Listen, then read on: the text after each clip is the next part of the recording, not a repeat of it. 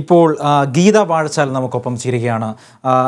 ശ്രീ ഗീത വാഴച്ചാൽ, വലിയ രീതിയിലുള്ള പ്രതിഷേധമാണ് കഴിഞ്ഞ 2-3 ദിവസമായി ഈ ചാലക്കുടിയിൽ, പ്രത്യേകിച്ച് വാഴച്ചാൽ മേഖലകളിൽ നടക്കുന്നത്. ഇപ്പോൾ അരിക്കൊമ്പനെ പറമ്പിക്കുളത്തേക്ക് തന്നെ കൊണ്ടുവരാനാണ് സുപ്രീം കോടതിയും പറഞ്ഞിരിക്കുന്നത്. അപ്പോൾ നാട്ടുകാരെന്ന നിലയിൽ എന്തായിരിക്കും നിങ്ങളുടെ ഒരു നിലപാട്? അതായത് ഊരിന്റെ നിലപാടനുസരിച്ചിട്ട് നമ്മൾ ഊരുകൂട്ടം കൂടി അതിന്റെ പ്രമേയവും പാസ്സാക്കി അതിനുശേഷം നമ്മൾ ഈ സമരപരിപാടി ആസൂത്രണം ചെയ്യുകയും സമരത്തില് പറമ്പിക്കുളം മേഖല എന്ന് പറയുന്ന കുരിയാർകുട്ടി തൊട്ടടുത്ത് 7 കിലോമീറ്റർ അകലെയുള്ള കുരിയാർകുട്ടിയിൽ 50ഓളം കുടുംബങ്ങൾ താമസിക്കുന്നു.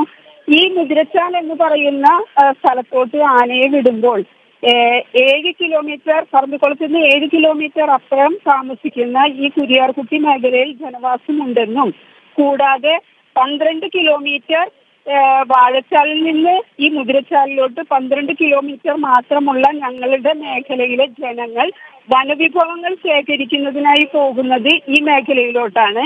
ഇവിടെ ഈ ആനയെ കൊണ്ടുവിടുമ്പോൾ ഞങ്ങളുടെ ഇപ്പോഴത്തെ തലമുറ അടക്കമുള്ള ആളുകളെ കൊണ്ടുപോയിട്ടാണ് മലഞ്ചരക്കുകൾ ശേഖരിച്ച് രാത്രിയെന്നോ പകലെന്നോ ഇല്ലാതെ നമ്മുടെ ഈ മേഖലയിലൂടെയുള്ള ആൾ സഞ്ചാരം. ഇതുപോലെ ആളുകളെ കൊല ചെയ്യപ്പെട്ട ഈ ആന നമ്മളുടെ മേഖലയിൽ മുതിരച്ചാലിൽ എത്തിക്കുകയാണെങ്കിൽ ജനവാസ കേന്ദ്രമായിട്ടുള്ള വാഴച്ചാൽ, പൊകലപ്പാറ, പെരിങ്ങൽകുത്ത്, പെരുമ്പാറ, പാച്ചിമരം എന്നീ മേഖലയിൽ എത്തിപ്പെടാനുള്ള സാധ്യത വളരെയേറെയാണ്.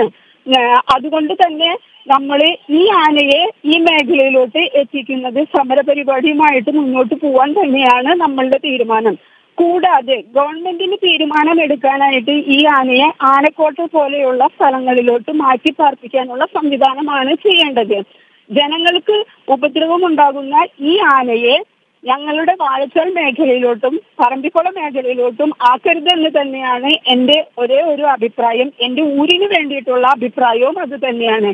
ഇനിയും ഈ അഭിപ്രായം മാനിക്കാതെ ഈ നടപടിയുമായി മുന്നോട്ട് പോവാനാണെങ്കിൽ നമ്മൾ ശക്തമായിട്ടുള്ള സമരപരിപാടി തന്നെയാണ് ആസൂത്രണം ചെയ്തിട്ടുള്ളത്.